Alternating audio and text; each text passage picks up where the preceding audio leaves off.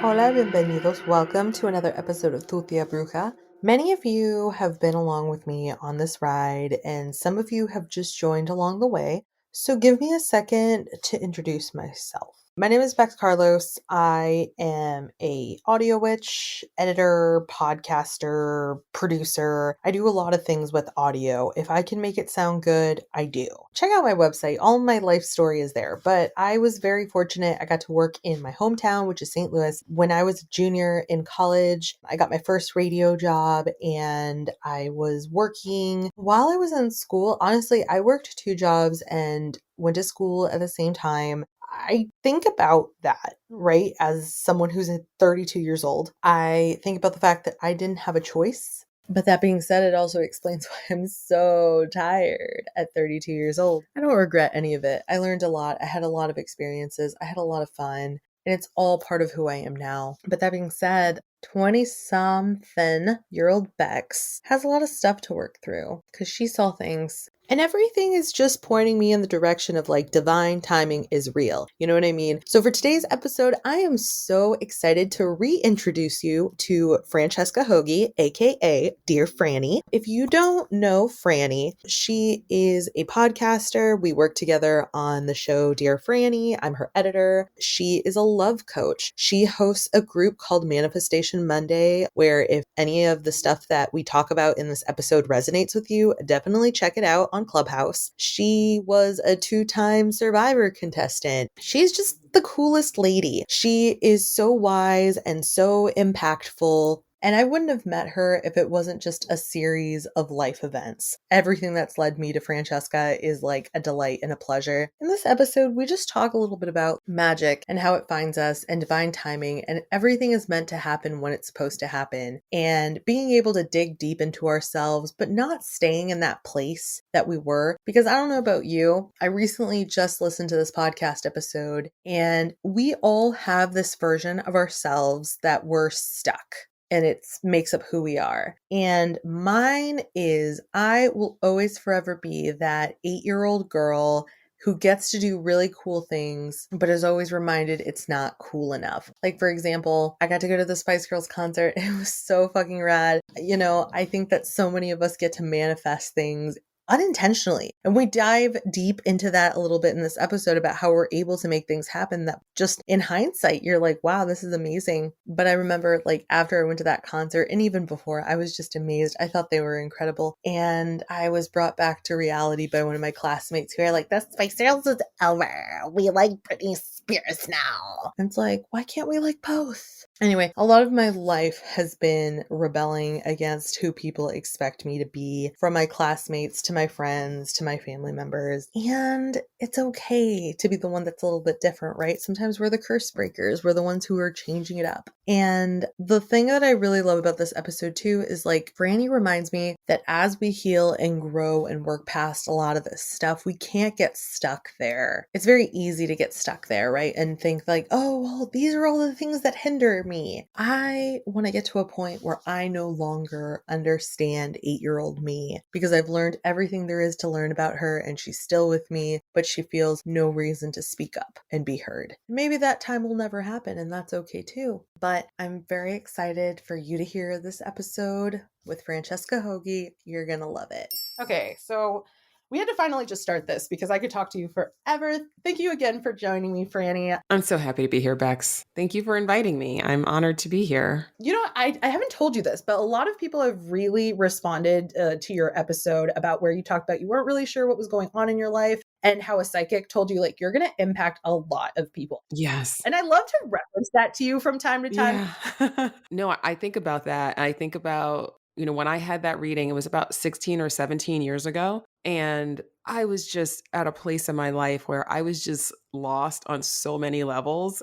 And like when she said that, and she had said so many other things leading up to that, like I think if I had just sat down and she's like, you're going to be like amazed by the impact you're going to have. And I'm like, I would not have really taken it to heart. But it was after she said a lot of other things that really deeply resonated with me. So when she said that, I was like, what? Like, that's not, my initial reaction was like, that's crazy. But then I was like, could that not be crazy? Like, like there was this little crack of like, it opened up this little crack of doubt or questioning that really definitely spread.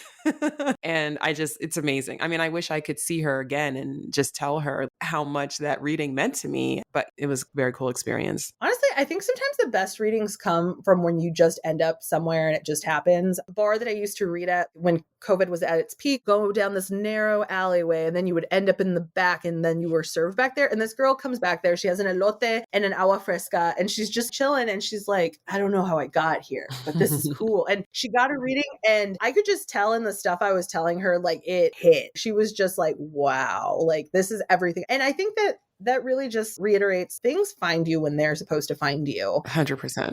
Yeah. And it's interesting because human design, for a while, your whole staff was a bunch of projectors. I'm like, well, duh. It's so true. I'm so addicted to projectors. I ended up looking back at the one that you printed out for me because I looked at it when I first got it. I was like, oh, this is cool. And then I set it down, and then I was looking through this binder with all these different notes and metaphysical things and whatever. And I was like, holy shit, this thing is spot on. I love human design.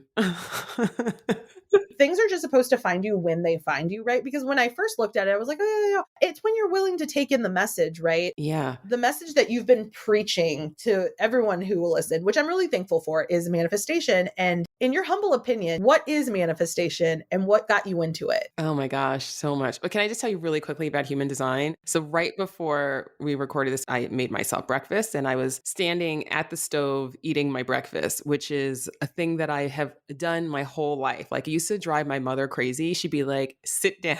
Like, I would sometimes like eat a whole meal just like out of the pots on the stove, and then be like, okay, I'm done. And that would just like drive my mother crazy. But you know what? That's in my human design. And I was just thinking about that as I was standing at the stove, because I was like, that's just one of those little things about yourself that you just naturally and habitually do that's so easy to judge. And then you see it in your human design chart, and you're like, oh my God, I can just accept myself now, like, I don't know. I just had to say that because I literally just had that moment. It was so cool. Okay, manifestation. So what is manifestation? Manifestation, in my opinion, is the process by which we create the circumstances of our lives. And it's an unseen process. So it's not about, the actions that we are taking necessarily. I mean, actions obviously are definitely what is physically creating the effects of our lives, but there is something deeper that is motivating those actions, right? And the energy that we're embodying as we take the actions that we take. And if you think about this just from the perspective of, we went back in time 200,000 years ago, when humans were first, emerging from the caves, what existed in the world? There were no houses, there were no cars, there were no forks, there were no airplanes, there was no paper, like every single thing that we interact with in our world, someone had to think of that. Someone had to see something unseen and bring it into reality. That is manifestation. Everything that we experience as humans, even so much of our landscape, it's like, oh, well, that's natural, but those trees are there because somebody planted them, right? That landscape didn't used to look like that because humans terraformed it, and they took down that whatever, and now, you know what I mean? So that's all manifestation. So that's what it is to me. And my journey into manifestation it actually started around the time that I got that psychic reading. So it was about 15, 16 years ago when I first moved to LA from New York, which is where I'm from. I had very few friends in LA when I first moved here. I basically knew two people. And one of the people that I knew went to the spiritual center called Agape, and she took me there. And I was somebody who grew up going to church every Sunday. Like, I was a, church kid. My whole family, we were church family. But I had rejected the Christianity of my childhood. I had been in this kind of spiritual limbo or, wasteland, really, where I was like, well, I've rejected the dogma of religion and Christianity, but I still believe that there is something more, but I don't know what that is, right? And I just didn't know for years. And so when I went to Agape, it's a non-denominational, new thought, ancient wisdom. It has like a church service format, but the content is all about manifestation and about our power. And, it's super woo-woo. And I was like, oh my God, this is amazing. So that was my introduction to manifestation. And Michael Bernard Beckwith, who is the founder of Agape and like the reverend of Agape, he was in The Secret, in the movie The Secret. So before The Secret was coming out, we all knew he was going to be in this movie. And it was really exciting when The Secret came out. And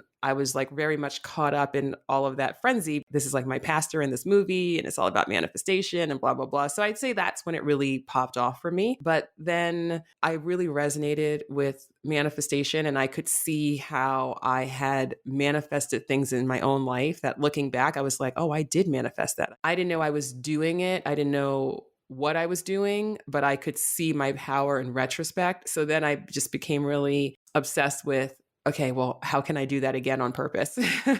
And so I wasn't like a serious student of manifestation for a number of years, because when I left LA to go back to New York, I kind of really fell off my whole spiritual practice. New York City does that to me. It's a challenging place to exist and stay present. It wasn't until I came back to LA again in like 2017 when I really, by necessity, really started focusing more on my spirituality and my manifestation journey, because by that point I'd become an entrepreneur, and being an entrepreneur will push you and test you. And if you're going to succeed at doing it, you're going to have to figure out how to tap into something higher and greater than yourself. And so that was a very long answer, but that's kind of what got me to where I am now. And then Clubhouse came along, and that really helped to supercharge everything. But I was pretty seriously on this manifestation journey pre-Clubhouse. And I was also, I discovered human design,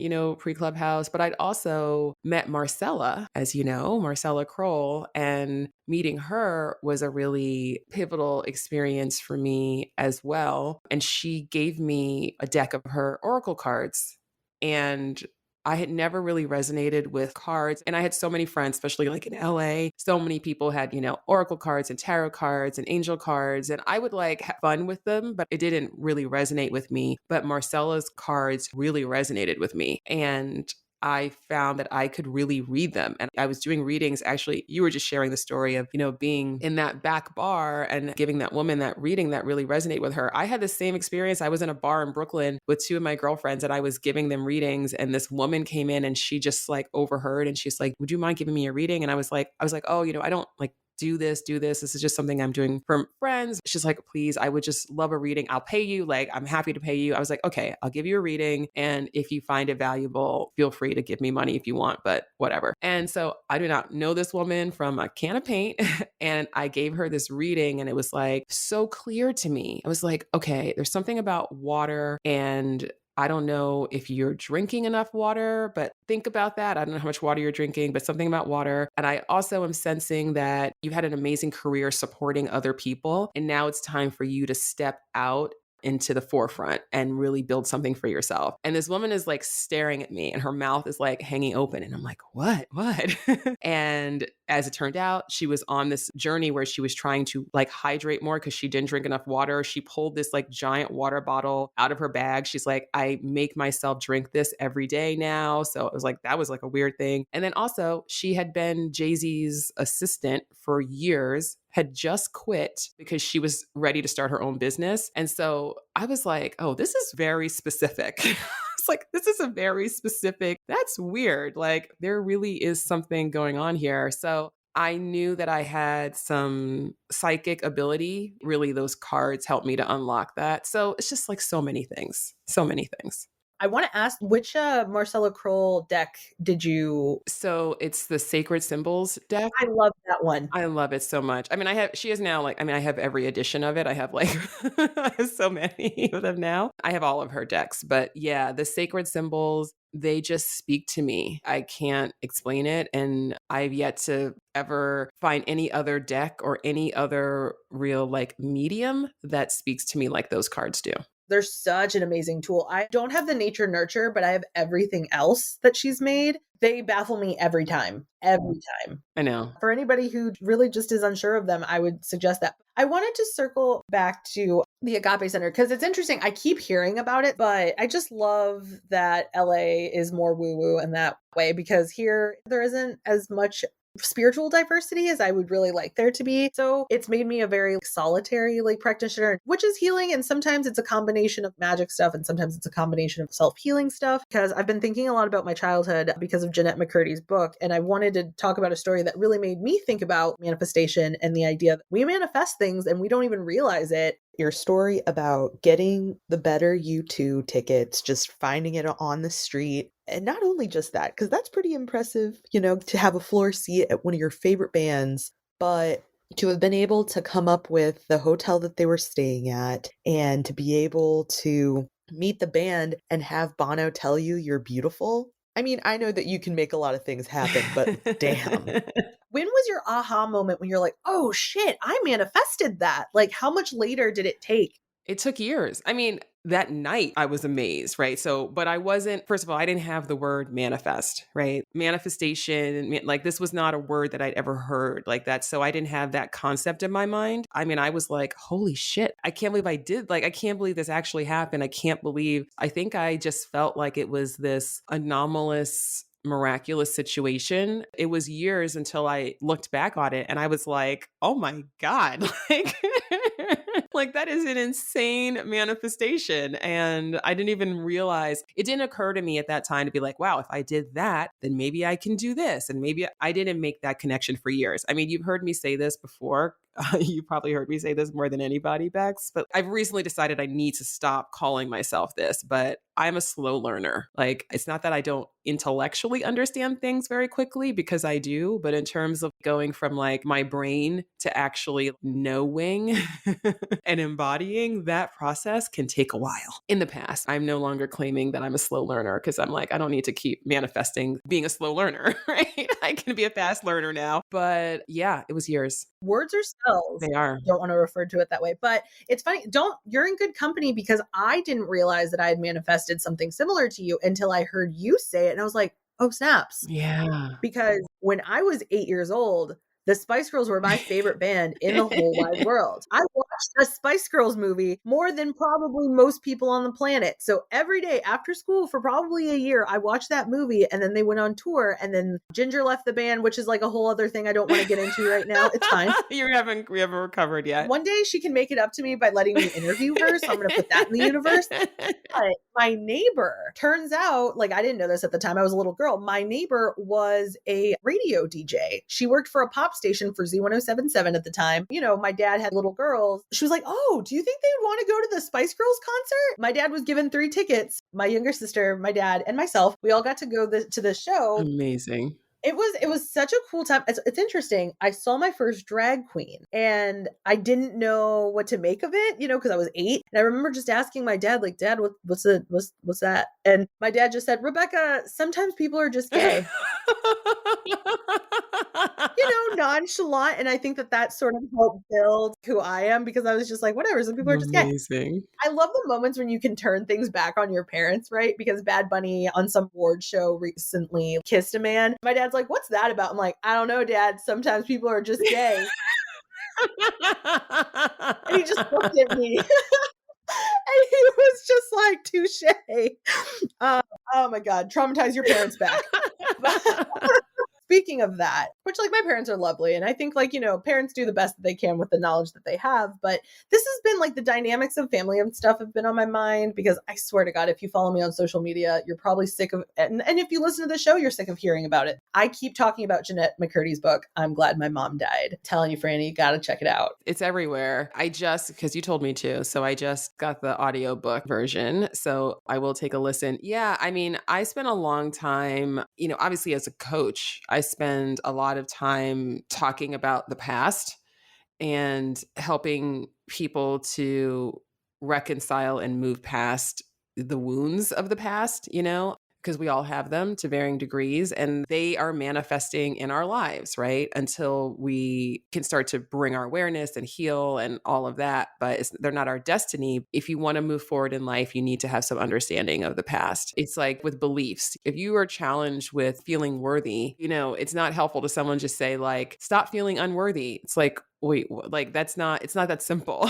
Like you need new information. Like you're not just on a psychological level, like you can't release that old concept without some new information coming in, because you need something to replace it, right? And so it's important to understand and to reconcile the past. However, I'm also moving more and more into a place where I know that you can be in therapy and doing healing work for the rest of your life. And we could all be doing that. And I'm not knocking that. However, I personally feel that my path and what I'm here to be like a way shower for are people who want to understand and reconcile the past, but they also want to focus on the future. And even I use the word healing all the time, and I have healed many things within myself. So healing is obviously real and necessary. Even by focusing on healing, it's starting to identify yourself as someone who is broken in some way. And that is like reinforcing the trauma, to see yourself as this broken person who needs healing. So I'm in this interesting place right now, just personally, where I'm trying to really balance out, how do you address the past, but you don't get stuck there, because the past only has the power over us that we continue to give it. It doesn't exist, just like the future doesn't exist. Like the only thing that exists is right now. And that's just my own spiritual practice of just moving way more into presence and to being in presence. And in the present moment, the past is irrelevant. But I also know that on a practical level, the past is highly relevant, because it has completely influenced who we are today and how we see the world. So that's why I hadn't read the book, because I'm not super interested in trauma stories right now. And that makes sense. It is a hard listen. So I tell people before they do that. But I think what I really enjoy about it, right, is that it's normalizing and giving people the language that maybe they need. I think the reason that it's doing so well, like, just fun fact, I've talked to a couple of people who work in bookstores, and they're just like, we just can't keep it in stock. Like, as soon as we get it, it's flying off the shelf. That's why I keep suggesting, if you want to do it, just do the audiobook. A lot of people don't have the language, for the dynamics in their family and whatever. So it's like, how can you put your finger on the things that make you uncomfortable if you don't even have the language for the most intimate, like, relationships in your life? Because realistically, your family set up your relationships with everyone else in the world. Oh, totally. But what I think in addition, like, because I'm with you, I think you can't keep re-victimizing yourself. And I think that some people get stuck there. Mm-hmm. And it also gets to the point, it's like, okay, you understand it and this and that, but like, why are you also like putting yourself through that all the time? You have to move forward. And that's where I'm at too. I don't want this to define me, and we all have our respective stuff. I don't want it to define me, but it's also just like, until you're ready to let it go, it is a part of you, Absolutely. I'm really resonating with the most, to be quite honest with you, is more of the work dynamic. She talks about her family stuff, but she talks about just the abusive things that people deal with work. And Franny, I don't know about you, but like myself, before I started working for myself, like I worked in radio, and, that was a very rewarding experience at times, because, at the time it just felt like there weren't all these opportunities, and it was very limiting, and you had to move around a lot. And so my very first job, I had such an abusive boss. He would just treat us all very badly verbally, and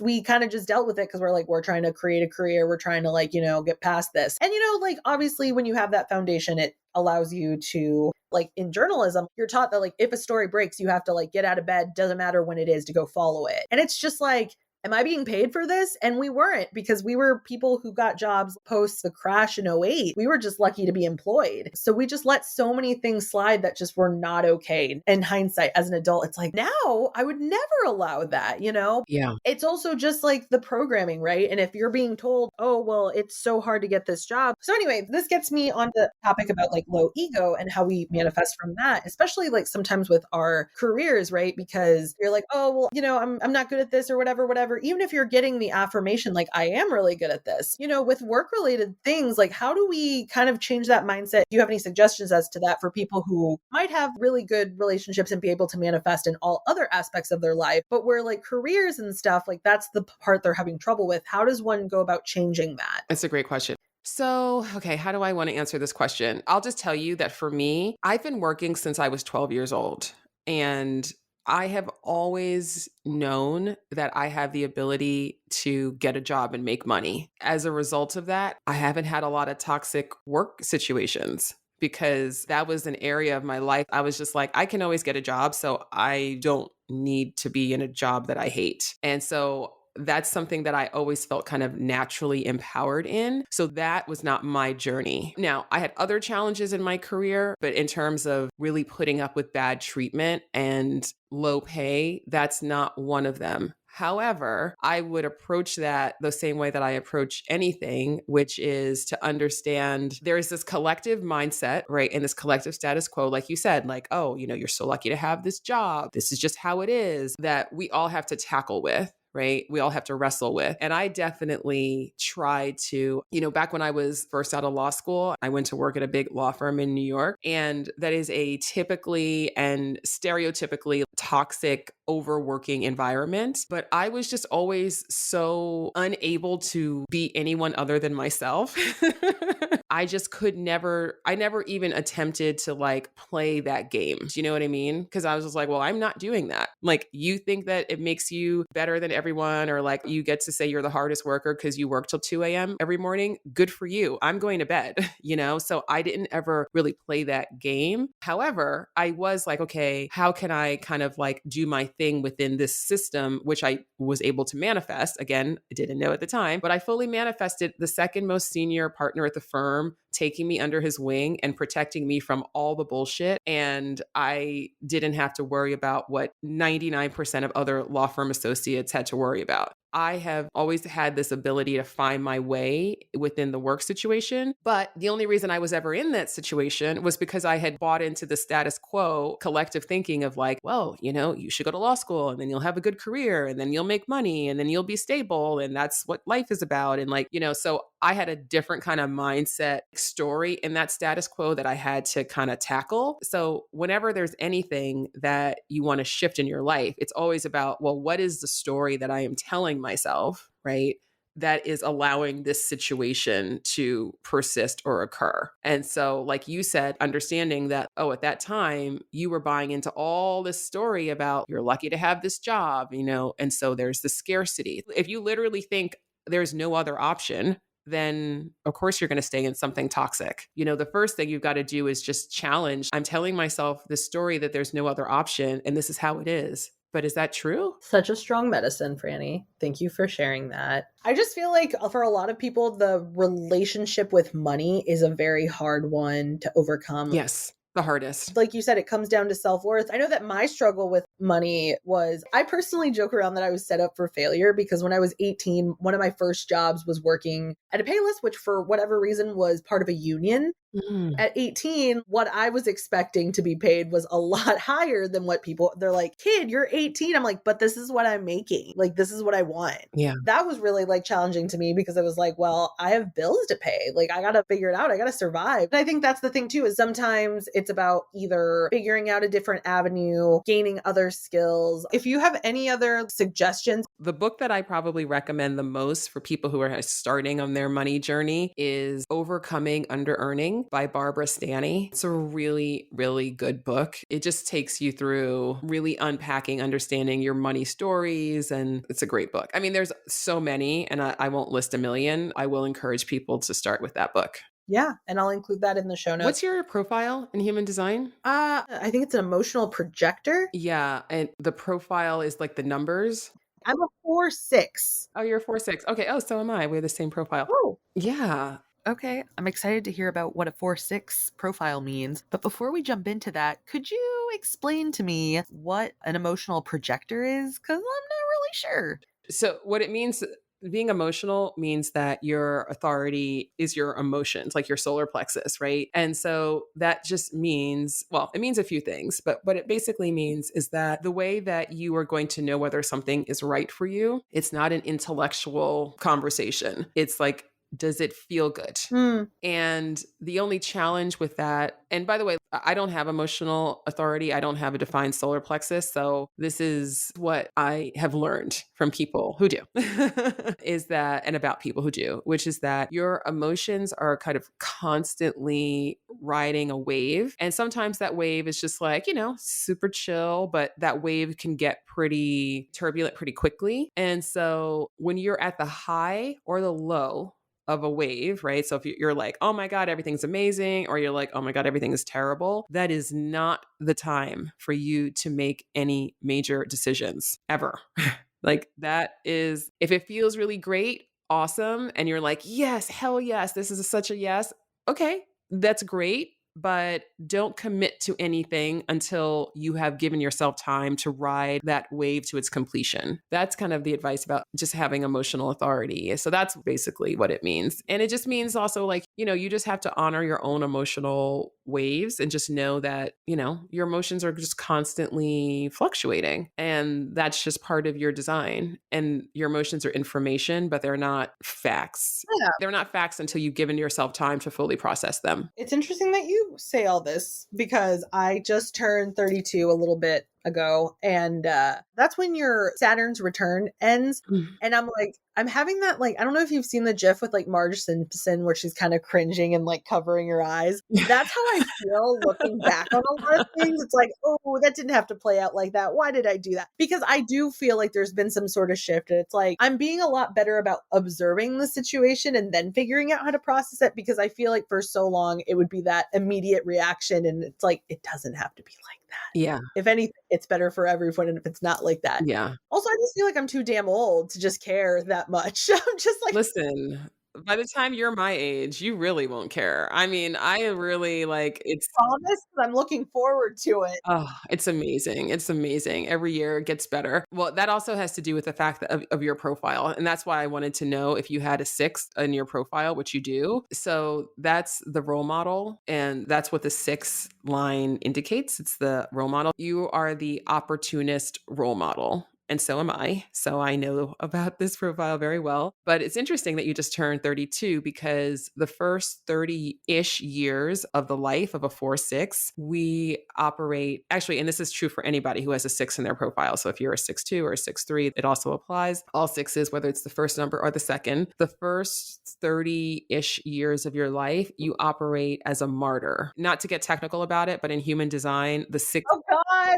are you roasting me, Fran? Yeah, listen, because I'm one too. You think I don't know? The 6th line, the line of the role model, is the continuation of the martyr line, which is the 3. That's too technical, but the point is that this is a phase that we outgrow, unlike people who have an actual 3 in their profile where this continues for them. But so for that first 30 years of your life, you have been operating through a system of trial and error, experience and learning, things seeming like they're a really great idea and not working out, getting your hopes up really high and crashing down. And it's just like over and over and over again.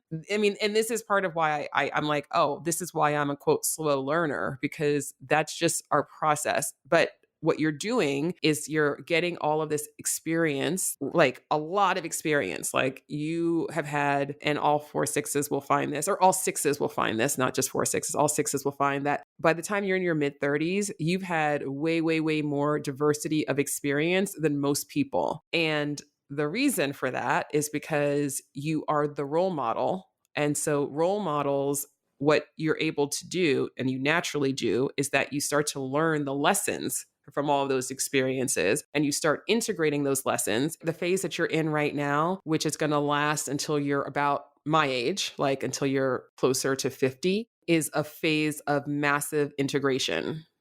And you are really figuring out, okay, this is exactly who I am. This is exactly how I want to live my life. This is exactly my path. All of that is going to start to really coalesce for you. And then in the third phase of your life, that is when you fully blossom into the role model. And the role model is here to show everybody else what it looks like to live life authentically as yourself. And without having gone through everything that you've gone through, and then spending all of that time of like learning all those lessons and figuring out your path, all of that is what allows you then to be somebody who you're not a role model because you're going around saying like, hey kids, listen to me, I'm a role model. You're a role model because people naturally look to you, because they have been looking to you even when you were in your martyr phase. People naturally look to you, and they're going to look to you and be like, oh my God, if she did that, maybe I can do that. Or how did she do that? Or I want to. So you're here to be a way shower, basically, of like what it looks like to live authentically as yourself. This got me thinking, because you're a little bit older than I am. You are Gen X. And this is something that I'm curious about because I've noticed it with a lot of millennial individuals. Did you think that you were going to be someone who died young? Was that ever like a thought that you thought about? Interesting. No. No, I wonder if that's because since I'm 32, I have a lot of people around me who are in like their 30s and stuff. And it's weird because we all have that very similar thought. It's like, I didn't think I was going to make it this far, but here we are. I wonder if it's like 9/11 and like what, I wonder what that's about. A lot of things, I remember being 9 and Columbine happening. The Mm-hmm. constant reinforcement of like things happen all the time. I don't know, for whatever. So I just think that that's sort of interesting because I've been very existential lately. My Pluto is in Scorpio, so it's just a whole thing. And I am a Scorpio, so I understand the generational differences. At this point, I know many people who died young, No, not for me personally. I don't think I ever personally. No, you know what? Actually, now I'm thinking about it. I definitely never personally was concerned with dying young. I was just concerned with like my future. It was like such a big question mark that I was just like, what's going to happen? That was like the existential angst that was really plaguing me. But yeah, I'm a lot older than you. I mean, I'm going to be 48 this year. About 16 years ish. Yeah, I mean, there's a teenager in between us. There's a teenager in between. I could be your mother. I mean, I would have been a young mother.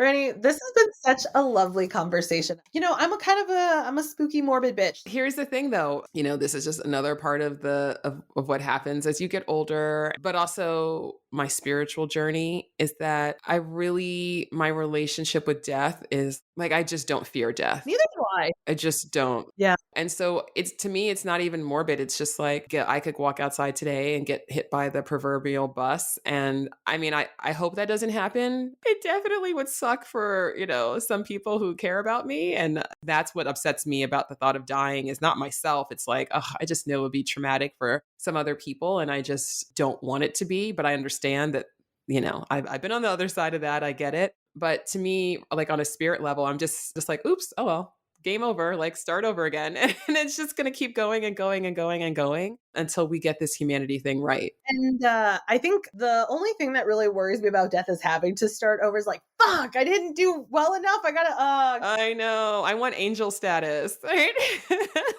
But I also worry that it's like an episode of The Good Place. We're like, yeah, like everything you do is terrible, so there's no way of getting in. So let's hope it's not It's that. not that.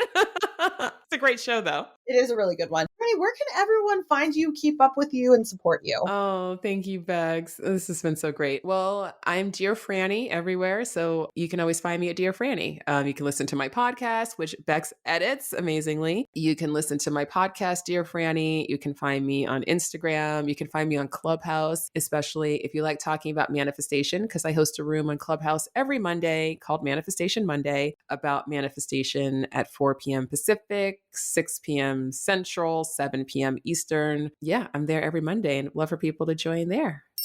Thank you so much for listening to the episode with Franny. I had such an amazing time recording this. I hope that you really enjoyed it. She's so wise. She's so insightful. And if you want to learn more about manifesting or human design, definitely seek her out. She has a group on Clubhouse that she mentioned she does every Monday, Manifestation Monday. And, the whole group is about answering questions and having conversations and really allowing yourself to be vulnerable about the things you're trying to bring about in your life, because it can be hard. It can be hard to share that with our friends and our family. I don't know if some of y'all follow me on TikTok or not, but I recently just did a TikTok about how like sometimes our biggest haters are our friends and our family. We grew up with them and we make them feel small when we still have dreams and somewhere along the line that they lost them. But don't be bitter. They already got that covered for you. So instead, seek out resources and people that want to help you grow. And Franny is one of those people. I am so grateful that I've met Franny. And let me tell you, after I lost my job, I talk about working in radio and stuff.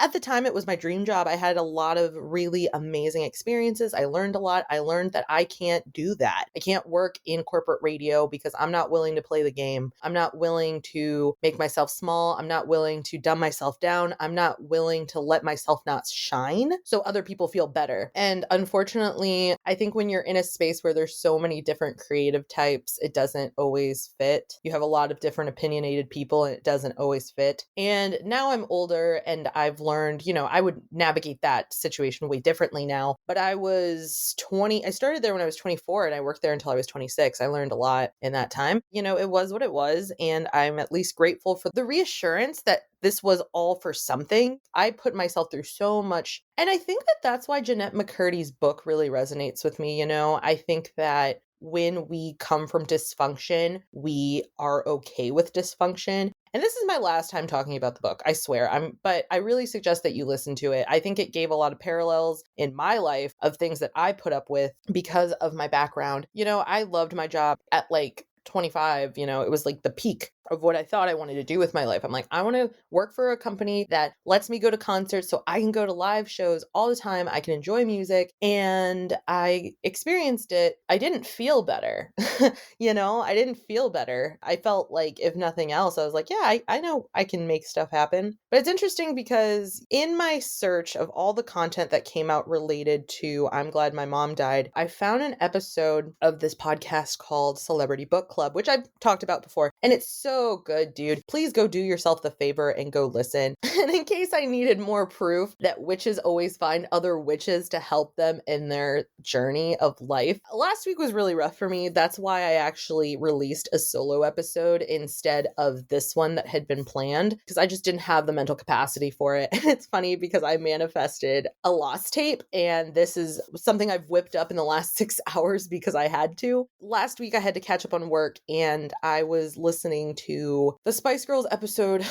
of Celebrity Book Club, and Jerry Halliwell said something that really resonated with me, and she was 26 when she wrote this book. And she said that basically she had been able to manifest this dream. She made this thing happen for her. She was in the Spice Girls. She was in one of the most coveted, most sought after bands of all time. She was on top of the world. And it did nothing to change her life. And so that's why I think that we really need to focus on our healing and the things that help us figure that out. I'm at this point where I'm like, I'm not trying to revictimize myself. I'm not trying to keep living in a place where I was at 8 years old. I'm trying to learn and grow and become better and attract the things that I want in my life. So I'm so thankful for Chelsea Devantez for releasing that episode on Friday.